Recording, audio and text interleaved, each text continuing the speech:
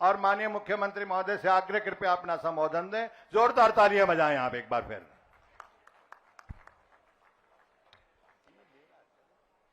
मेरे प्रियाना हरियाणा वासियों, आदरणीय स्वतंत्रता सेनानियों व उनके परिवारजनों, माताओं, बहनों, युवा साथी और प्यारे बच्चों, मैं आप सभी को 80वें स्वतंत्रता दिवस की हार्दिक बधाई एवं शुभकामनाएं देता हूं। आज ही तीज का पावन पर्व भी है। मैं आप सबको तीज उत्सव की भी हार्दिक बधाई शुभकामनाएं देता हूं। मैं दिन रात और मौसम में देश की सीमाओं की रक्षा करने वाले सीमा प्रहरी सैनिकों को विशेष रूप से स्वतंत्रता दिवस की बधाई देता हूं। आज हर साल की तरह हर घर तिरंगा अभियान से पूरा देश देशभक्ति के रंग में रंगा है। हर घर, गली मुंडेर और हर मोहल्ले में तिरंगा फहरा रहा है। इस बार यह अभियान राष्ट्रीय गीत वंदे मातरम को समर्पित किया गया है। गुलामी की जंजीरों को तोड़ने का साहस व शक्ति देने वाले इस गीत की रचना 150 वर्ष पूर्व हो चुके हैं। इस पावन अवसर पर मैं देश की आजादी तथा आजादी के बाद देश की रक्षा के लिए कुर्बान होने वाले सभी ज्ञात अज्ञात शहीदों को अपने श्रद्धा सुमन अर्पित करता हूं। राष्ट्र कवि रामधारी दिनकर जी ने उनकी स्तुति में कहा है, जला अस्थियां बारी बारी, चिटकाई जिनमें चिनगारी, जो चढ़ गए पुण्य वेदी पर, लिए बिना गर्दन का मोल, कलम आज उनकी जय बोल। हमें गर्व है कि आजादी की लड़ाई में हरियाणा वासियों ने भी अग्रणी भूमिका निभाई है। 1857 की क्रांति तो अंबाला छावनी से शुरू हुई थी। इस क्रांति के शहीदों की स्मृति को चिरस्थायी बनाने के लिए अंबाला में 22 एकड़ भूमि पर अंतर्राष्ट्रीय स्तर का एक शहीदी स्मारक बनाया गया है। यह नई पीढ़ियों को देश के लिए त्याग, सेवा और कुर्बानी की प्रेरणा देता रहेगा। साथियों, आजादी के बाद भी हरियाणा के वीरों ने देश की सीमाओं की सुरक्षा में बड़े बलिदान दिए हैं। हमारे वीर जवानों ने 1962, 1965 व 1971 के विदेशी आक्रमणों तथा ऑपरेशन कारगिल युद्ध के दौरान वीरता की नई मिसाल पेश की है। वीर सैनिकों का सम्मान करना हमारा परम कर्तव्य है। इस फर्ज को निभाते हुए हरियाणा सरकार ने शहीद सैनिकों व अग्निवीरों की एक्स ग्रेसिया ग्रांट 1 करोड़ रुपए की है। दिव्यांगता की स्थिति में 35 लाख रुपए तक दिए जाते हैं। शहीदों के 423 आश्रितों को नौकरी भी दी है। भाइयों बहनों, मुख्यमंत्री के रूप में स्वतंत्रता दिवस पर ध्वजारोहण का मेरा तीसरा अवसर है। मेरा परम सौभाग्य है कि मुझे हरियाणा के नए बने 23वें जिले हांसी में ध्वजारोहण का ये अवसर मिला है। मैं यहाँ के नागरिकों को जिला बनने की हार्दिक बधाई और शुभकामनाएं देता हूँ। हमने हांसी को विकसित क्षेत्र बनाने के लिए इसे जिला बनाया है। इस जिले में प्रशासनिक कार्यों के सुचारू संचालन के लिए अब तक 471 पद स्वीकृत किए गए हैं। यहाँ के 50 बिस्तर वाले अस्पताल को अपग्रेड करके 100 बिस्तर का बनाया है। विकास कार्यों को गति देने के लिए लोक निर्माण विभाग के नए मंडल और उपमंडल स्थापित किए गए हैं। साथियों, वीरभूमि हांसी का इतिहास ये गौरवशाली रहा है। कभी हिंदुस्तान की दलहीज के रूप में विख्यात हांसी के लोगों ने 1857 में प्रथम स्वतंत्रता संग्राम के दौरान महान बलिदान दिए हैं। यहाँ की लाल सड़क अंग्रेजों के नरसंहार की आज भी साक्षी है। अंग्रेजों ने यहाँ आजादी के अनेक मतवालों को गिरडी फेर कर कुचलवा दिया था। साथियों, आप यह भी जानते हैं कि 1857 में हांसी के लाला हुक्मचंद कानूगो और मिर्जा मुनीर बेग को अंग्रेजी शासकों ने फांसी के फंदे पर उनके मकान के सामने लटका दिया था। उनकी यातनाएं यही नहीं रुकी, धर्म पर चोट करने के लिए लाला हुक्मचंद को दफनाया गया और मिर्जा मुनीर बेग को जलाया गया। मैं इस वीर भूमि को नमन करता हूं। भाइयों बहनों, आजादी के इस पर्व पर हम अपने उन राष्ट्र नायकों, सीमा प्रहरी सैनिकों, वैज्ञानिकों, अन्नदाता किसानों, उद्यमियों, मेहनत कश कामगारों के प्रति भी गहन कृतज्ञता व्यक्त करते हैं, जिन्होंने अपनी प्रतिभा, साहस, मेहनत के बल पर भारत को दुनिया की बड़ी शक्ति के रूप में खड़ा कर दिया है। आजादी का यह पावन पर्व उपलब्धियों का जश्न मनाने का दिन भी है। हमारा सौभाग्य है कि आज देश का नेतृत्व कर्मयोगी, कर्तव्यनिष्ठ, दूरदर्शी और यशस्वी प्रधानमंत्री श्री नरेंद्र मोदी जी कर रहे हैं। वे एक तपस्वी की भांति राष्ट्र सेवा में लगे हुए हैं। इसी का परिणाम है कि पिछले 12 वर्षों में देश की तस्वीर बदली है, लोगों की तकदीर बदली है। हमें गर्व है कि अब भारत दुनिया की सबसे बड़ी शक्तियों में शामिल हो गया है। एक समय था जब भारत दुनिया से तकनीक मांगता था। आज हम अपनी उन्नत तकनीक के बल पर न केवल मिसाइलें बना रहे हैं, बल्कि हमने सूर्ययान, चंद्रयान और मंगलयान जैसे मिशन भी पूरे किए हैं। भाइयों बहनों, मई 2025 में ऑपरेशन सिंदूर के दौरान भी दुनिया ने हमारी स्वदेशी तकनीक और हथियारों की ताकत देखी है। यही नहीं, हमारी सेना ने ऑपरेशन महादेव चलाकर पहलगाम के गुनाहगारों को उनकी करनी की सजा भी दी है। आज हमारा रक्षा क्षेत्र आत्मनिर्भरता की दिशा में तेजी से आगे बढ़ रहा है। मेक इन इंडिया और स्वदेशी अभियान ने तो आयातक से निर्यातक राष्ट्र की ओर अग्रसर किया है। अंतरिक्ष रक्षा, सेमीकंडक्टर, ग्रीन एनर्जी, एआई जैसे क्षेत्रों में हमारी उपलब्धियां उल्लेखनीय हैं। पिछले दिनों माननीय प्रधानमंत्री जी जींद से सोनीपत तक देश की पहली हाइड्रोजन ट्रेन चलाकर ऊर्जा क्षेत्र में एक नई सौगात वो दी है। साथियों, माननीय प्रधानमंत्री जी ने अमेरिका इराक युद्ध से उपजे संकट के समय पेट्रोलियम पदार्थों पर एक्साइज ड्यूटी घटाकर जनता को बड़ी राहत दी है। साथियों, ऐसे समय में जब कई देशों में एनर्जी लॉकडाउन लगने की नौबत आ गई थी, तब भी भारत में तेल व गैस की कोई कमी साथियों नहीं रहने दी है। भाइयों बहनों, राष्ट्र की इस प्रगति यात्रा में हरियाणा प्रदेश का भी महत्वपूर्ण योगदान है। पिछले 12 वर्षों में हरियाणा ने विकास के हर क्षेत्र में नए कीर्तिमान स्थापित किए हैं। प्रदेश में शिक्षा, स्वास्थ्य, उद्योग, कृषि, बिजली, समाज कल्याण, महिला सशक्तिकरण और रेल व हवाई कनेक्टिविटी के मामले में अभूतपूर्व कार्य किए हैं। हरियाणा की असली पहचान अब जय जवान, जय किसान और जय पहलवान से है। हमारे किसान देश का अन्न भंडार भरते हैं, हमारे जवान सीमाओं पर भारत माता की रक्षा करते हैं और हमारे धाकड़ खिलाड़ी पूरी दुनिया के खेल मैदानों पर तिरंगा फहराते हैं। पिछले दिनों ग्लासगो में संपन्न राष्ट्रमंडलों खेलों में देश का गौरव बढ़ाने वाले खिलाड़ियों को भी मैं अभिनंदन करता हूं। देश का साथियों, हमें गर्व है कि इन खेलों में हरियाणा ने 23 खिलाड़ियों ने देश का प्रतिनिधित्व किया और अपने दमखम पर कौशल से साथियों 10 पदक देश की झोली में डाले हैं। इनमें 7 स्वर्ण पदक साथियों शामिल हैं। मुझे यह बताते हुए खुशी है कि हरियाणा 3,90,000 रुपए प्रति व्यक्ति आय के साथ देश के बड़े राज्यों में प्रथम स्थान पर है। इसके साथ ही हरियाणा प्रति व्यक्ति आय जीएसटी संग्रहण में देश में प्रथम स्थान पर है। State ease of doing business ranking में हरियाणा टॉप अचीवर कैटेगरी में शामिल है। उद्योगों को लॉजिस्टिक सुविधा देने में हरियाणा देश में दूसरे स्थान पर, उत्तर भारत में साथियों पहले स्थान पर है। इसी तरह हरियाणा का क्षेत्र देश के क्षेत्रफल का मात्र 1.34% है, लेकिन आज देश की जीडीपी में हमारा योगदान 3.7% है।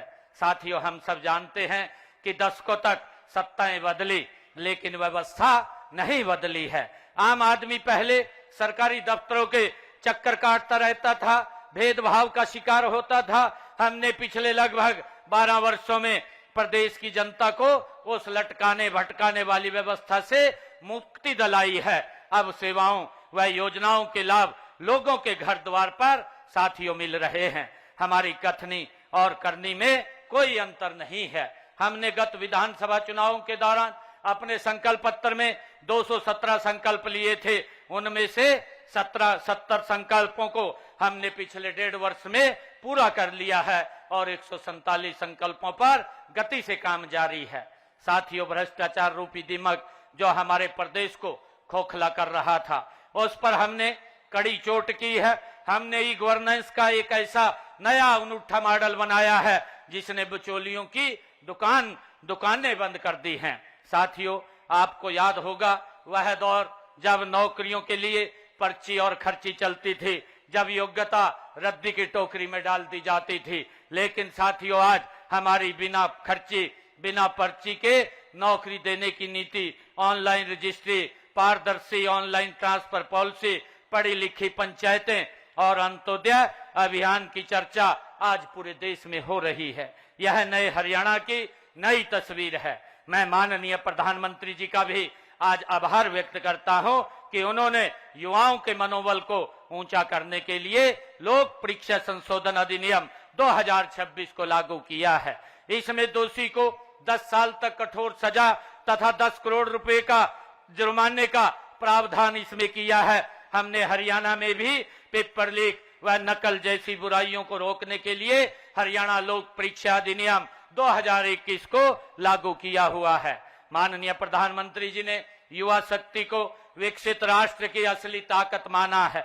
इसीलिए उन्होंने पूरे प्रदेश में विकसित भारत संकल्प के लिए नशा मुक्त युवा अभियान चलाया है। हमने हरियाणा में भी पिछले कुछ वर्षों से हरियाणा उदय कार्यक्रम के माध्यम से जन जन तक नशा मुक्त हरियाणा का संदेश दिया है। इसके लिए सभी जिलों में हमने मैराथन, साइक्लोथॉन, राहगिरी कार्यक्रम, सेमिनार आयोजित किए गए हैं। साथ ही नशा तस्करों के खिलाफ भी कड़ी कार्रवाई की गई है।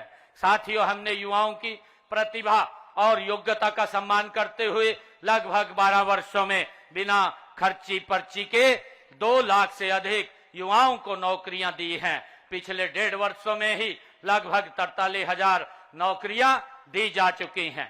साथियों, हमने केवल सरकारी नौकरी ही नहीं बल्कि रोजगार सुरक्षा पर भी काम किया है। हमने कानून बनाकर हरियाणा कौशल रोजगार निगम के तहत कार्यरत युवाओं के भविष्य को सुरक्षित किया है। युवा साथियों, प्रदेश के युवाओं को रोजगार सक्षम बनाने के लिए 1,56,000 युवाओं को कौशल प्रशिक्षण भी दिया गया है। डंकी रूट की समस्या को खत्म करने के लिए एक कानून बनाया गया है। इसका उद्देश्य ट्रैवल एजेंटों के अवैध और धोखाधड़ीपूर्ण लेन देन की जांच पर उनका अंकुश लगाना है। साथियों, हमने विदेशों में युवाओं को रोजगार व शिक्षा पाने के लिए मदद के लिए विदेश सहयोग विभाग बनाया है। हम चाहते हैं हमारा युवा रोजगार पाने के साथ साथ रोजगार देने वाला भी बने और इसी दिशा में हमने हाल में ही नई हरियाणा प्रगतिशील MSME एवं निर्यातक संवर्धन नीति 2026 बनाई है।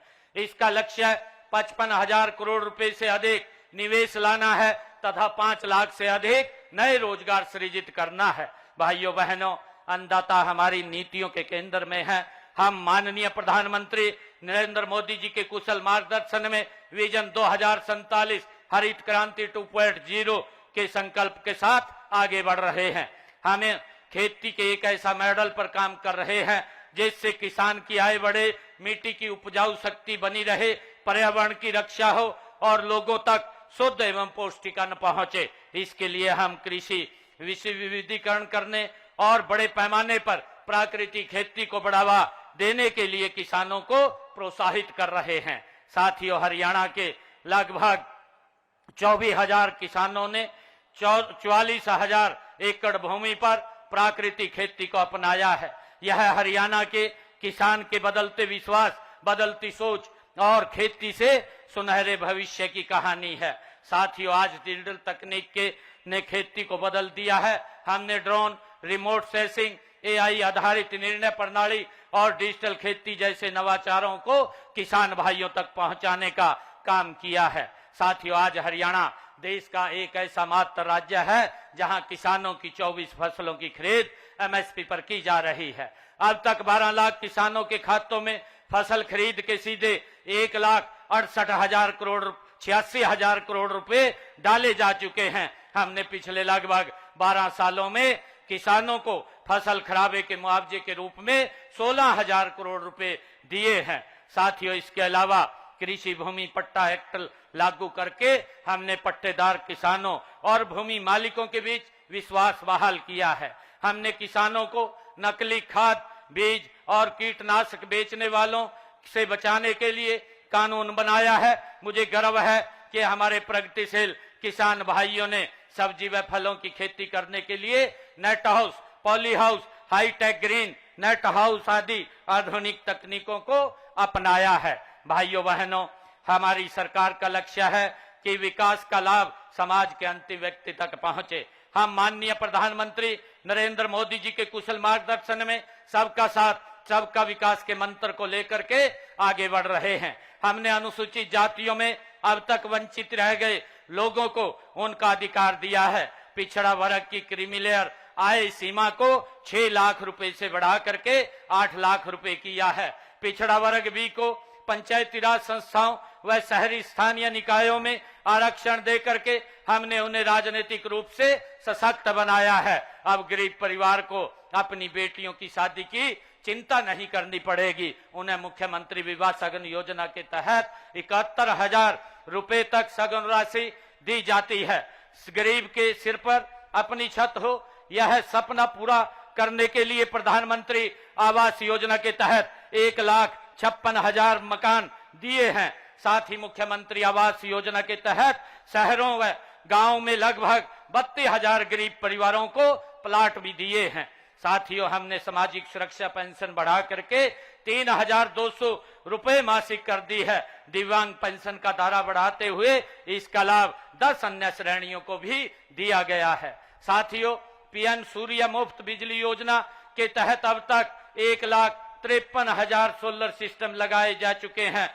दयालु योजना के तहत 83,536 परिवारों को 3,152 करोड़ रुपए की आर्थिक सहायता भी दी जा चुकी है। प्यारे प्रदेशवासियों, शिक्षा, खेल, स्वास्थ्य के क्षेत्र में हमने ऐतिहासिक कार्य किए हैं। हर 20 किलोमीटर पर एक कॉलेज तथा हर 10 किलोमीटर पर एक पीएम श्री या संस्कृत मॉडल स्कूल स्थापित किया है। खेलों का जिक्र होते ही हरियाणा का सीना साथियों चौड़ा हो जाता है। मैंने पहले ही ग्लासगो राष्ट्रमंडल खेलों की उपलब्धियों का जिक्र किया है। इससे पहले हमारे खिलाड़ियों ने पेरिस ओलंपिक 2024 में देश द्वारा जीते गए 6 में से 5 पदक साथियों जीते थे और टोक्यो ओलंपिक 2020 में भी साथियों भारत द्वारा जीते गए 7 पदकों में से 4 पदक हरियाणा के खिलाड़ियों ने जीते थे। इसी तरह राष्ट्रीय व अंतर्राष्ट्रीय प्रतियोगिताओं में हमारे खिलाड़ियों ने अपनी प्रतिभा का लोहा मनवाया है। साथियों, इन उपलब्धियों का श्रेय हमारे खिलाड़ियों की अथक मेहनत, उनके माता पिता के त्याग और हमारी सरकार की खेल नीति को भी जाता है। साथियों, इस नीति के तहत हम पदक विजेता खिलाड़ियों को 6 करोड़ रुपए तक नगद इनाम और सरकारी नौकरी देते हैं। हम खेलों के लिए अति आधुनिक इंफ्रास्ट्रक्चर विकसित कर रहे हैं। हम देश के माननीय प्रधानमंत्री जी के फिट इंडिया विजन को साकार करने के लिए हर गांव में जिम खोल रहे हैं। अब तक ग्रामीण क्षेत्रों में 382 इंडोर जिम खोले जा चुके हैं। स्वास्थ्य के क्षेत्र में हमारी उपलब्धियां साथियों सराहनीय रही हैं। आज प्रदेश में 18 मेडिकल कॉलेज हैं, जिनमें से 12 पिछले 12 वर्षों में बने हैं। इसके अलावा 5 मेडिकल कॉलेज निर्माणाधीन हैं। जज्जर स्थित एम्स के परिसर में राष्ट्रीय कैंसर संस्थान स्थापित हुआ है तथा जिला रेवाड़ी के एम्स स्थापित हो रहा है। साथियों, हर नागरिक की सेहत का ख्याल रखने के लिए हम आधुनिक अस्पताल और मुफ्त इलाज उपलब्ध करवा रहे हैं। हमने प्रदेश के 16 जिला नागरिक अस्पतालों को अत्याधुनिक सुविधाओं से सुसज्जित कर दिया है तथा शेष 6 जिला नागरिक अस्पतालों को इसी वर्ष अत्याधुनिक सुविधाओं से सुसज्जित कर दिया जाएगा। साथ ही प्रदेश के प्रत्येक सरकारी अस्पताल, मेडिकल कॉलेज में किडनी के लिए निःशुल्क डायलिसिस सुविधा भी सुनिश्चित की गई है। साथियों, बीमारी अमीरी और गरीबी देखकर नहीं आती है, इसलिए हमने ऐसी व्यवस्था की है कि धन के अभाव में कोई भी गरीब इलाज से वंचित नहीं रहेगा।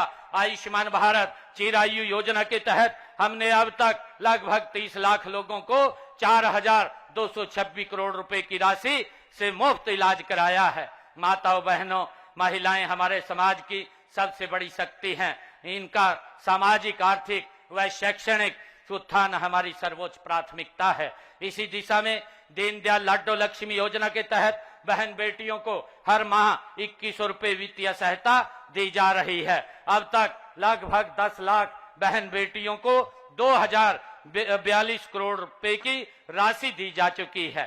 हमने संकल्प लिया था कि महिलाओं को अतिरिक्त प्रोत्साहन देकर स्टार्टअप में उनकी भागीदारी 45% से बढ़ा करके 60% की जाएगी। आज मुझे आपको यह बताते हुए हर्ष हो रहा है कि हरियाणा में महिलाओं के नेतृत्व वाले स्टार्टअप 50% का ये आंकड़ा छू चुके हैं। गरीब महिलाओं को रसोई के धुएं और महंगाई से राहत देने के लिए हम हर महीने हर घर हर गृहिणी योजना के तहत 500 रुपए में गैस सिलेंडर हम दे रहे हैं। यह लाभ प्रदेश के लगभग 15 लाख परिवारों को मिल रहा है। साथियों, महिलाओं को नेतृत्व के अवसर प्रदान करने के लिए हमने उन्हें पंचायती राज संस्थाओं में 50% प्रतिनिधित्व दिया है। सांस्कृतिक रूप से भी महिलाओं को जोड़ने के लिए प्रदेश भर में महिला सांस्कृतिक केंद्र खोले जा रहे हैं। अब तक 500 केंद्र खोले जा चुके हैं। बहन बेटियों को वो शिक्षा देने के लिए प्रदेश में खोले गए 83 कॉलेजों में 32 लड़कियों के हैं। आज पोस्ट ग्रेजुएट तक हमारी बेटियां मुफ्त शिक्षा साथियों ले रही हैं। भाइयों बहनों, उद्योग हमारी अर्थव्यवस्था का आधार है और रोजगार का बड़ा साधन भी है। साथियों, हमने औद्योगिक विकास को गति देने के लिए ईज ऑफ डूइंग बिजनेस और एक बेहतरीन इकोसिस्टम साथियों तैयार किया है। हमने प्रमाण पत्र, लाइसेंस और अनुमति देने में अड़चन पैदा करने वाले अनेक पुराने नियमों और जटिल प्रक्रियाओं को खत्म कर दिया है। आज हरियाणा में निवेशकों को 150 से अधिक सेवाएं ऑनलाइन प्रदान की जा रही हैं और उन्हें सभी स्वीकृतियां भी 12 दिनों में देना सुनिश्चित किया गया है। हमने हाल ही में मेक इन हरियाणा औद्योगिक नीति 2026 तथा 9 अन्य सेक्टरल नीतियां लागू की हैं। इनके माध्यम से अगले 5 वर्षों में 5 लाख करोड़ रुपए के नए निवेश आकर्षित करने का तथा 10 लाख नए रोजगार के अवसर सृजित करने का लक्ष्य रखा है। साथियों, मुझे बताते हुए खुशी हो रही है कि इस नीति के प्री लॉन्च कार्यक्रम में 110 कंपनियों के साथ 1,10,000 करोड़ रुपए के निवेश प्रस्ताव MOU भी हुए हैं, जिनमें 24,350 करोड़ रुपए के 4 विदेशी निवेश संकल्प भी शामिल हैं। साथियों, हम प्रदेश के हर क्षेत्र में उद्योग लगा रहे हैं ताकि क्षेत्रीय संतुलन खत्म हो। IMT खरखौदा में मारुति सुजुकी के सबसे बड़े प्लांट का उद्घाटन देश के यशस्वी प्रधानमंत्री आदरणीय नरेंद्र मोदी जी के कर कमलों से हुआ है। वहीं पर सुजुकी के मोटरसाइकिल प्लांट का एलॉय व्हील प्लांट भी बनने जा रहा है। गुरुग्राम में ग्लोबल सिटी प्रोजेक्ट के रूप में 1000 एकड़ में मॉडर्न टाउनशिप बन रही है। नारनौल में लॉजिस्टिक हब, हिसार में मैन्युफैक्चरिंग क्लस्टर और सोहना में इलेक्ट्रॉनिक्स पार्क विकसित किया जा रहा है। साथियों, हमारी इन्हीं प्रोत्साहन योजनाओं का ही परिणाम है कि आज हरियाणा देश विदेश के निवेशकों की ये पहली पसंद बन गया है। लगभग 12 वर्षों में प्रदेश में 15,54,000 सूक्ष्म व मध्यम उद्योग लगे हैं तथा इनमें 97 लाख लोगों को रोजगार भी मिला है। हमारे व्यापारी भाइयों का भी प्रदेश के विकास में महत्वपूर्ण स्थान है।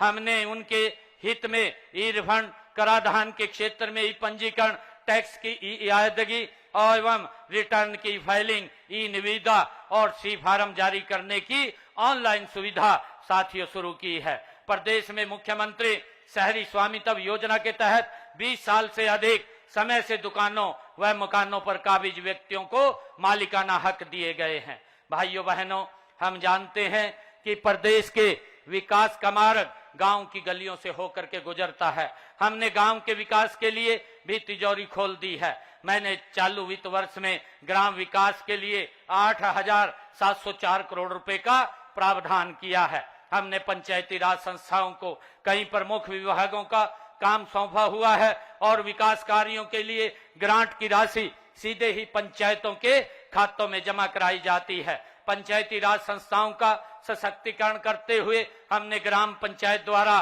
करवाने की लिमिट, काम करवाने की लिमिट 5 लाख से बढ़ा करके 21 लाख रुपए की है। साथियों, बिजली के क्षेत्र में ऐतिहासिक सुधार करते हुए आज प्रदेश के 6,000 से अधिक गांव में हमारा गांव जगमग गांव योजना के तहत 24 घंटे बिजली दी जा रही है। साथ ही 30 लाख से अधिक ग्रामीणों घरों में नल से स्वच्छ जल पहुंचाया जा रहा है। साथियों, स्वच्छता ही सेवा के मंत्र पर चलते हुए गांव के कूड़े कचरे के निपटान के लिए 6,183 ठोस और 2,582 तरल कचरा प्रबंधन प्रणालियां साथियों शुरू की हैं। गिरते भूजल स्तर को सुधारने व जल उपलब्धता के आधार पर 5,715 करोड़ रुपए की लागत वाले वाटर सिक्योर हरियाणा प्रोग्राम को मंजूरी दी है, जो जल संरक्षण की दिशा में मील का पत्थर साबित होगा।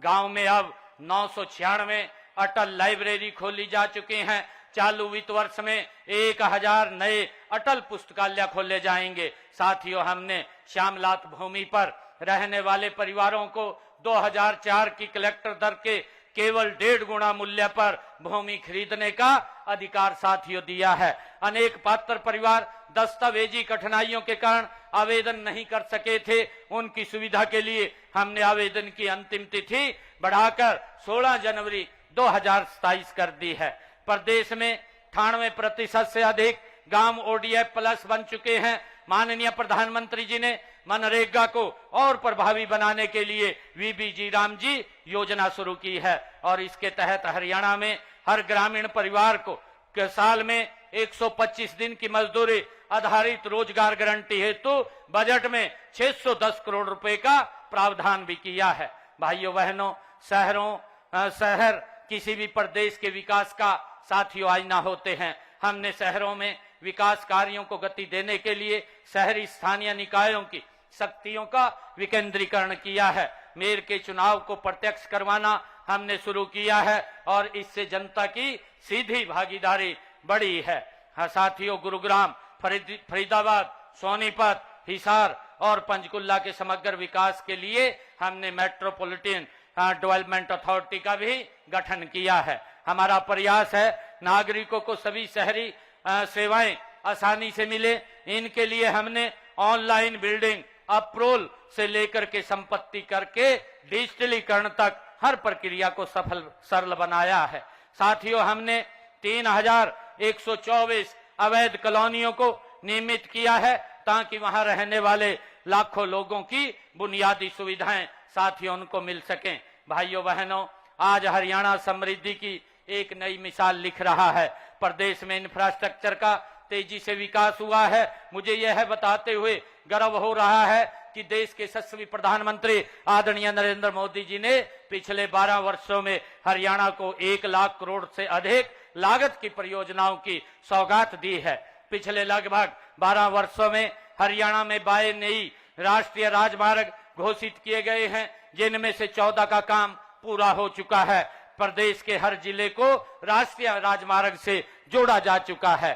साथियों, इसके अलावा western dedicated front corridor, rail coach factory और KMP expressway, KGP expressway, Ballabhgarh, Mujesar, Mundka, Bahadurgarh, Gurugram, Sikanderpur, Faridabad, Ballabhgarh metro link, Rohtak में एलिवेटेड रेलवे ट्रैक, कुरुक्षेत्र में रेलवे एलिवेटेड ट्रैक, रोहतक महमानसी railway line, Rithala Kundli metro corridor साथियों शामिल है। साथियों, महाराजा अग्रसेन हवाई अड्डे से सेवाएं भी शुरू की गई हैं, जिनमें हिसार और आसपास का क्षेत्र अब सीधे देश के हवाई नक्शे से पर आ गया है। साथियों, हिसार से अयोध्या, दिल्ली, जम्मू कश्मीर और जयपुर से सीधी उड़ान शुरू हो चुकी है। हरियाणा प्रदेश में पिछले 12 वर्षों में 28,651 करोड़ रुपए की लागत से 43,703 किलोमीटर लंबी सड़कों का सुधार किया गया है। इसके साथ ही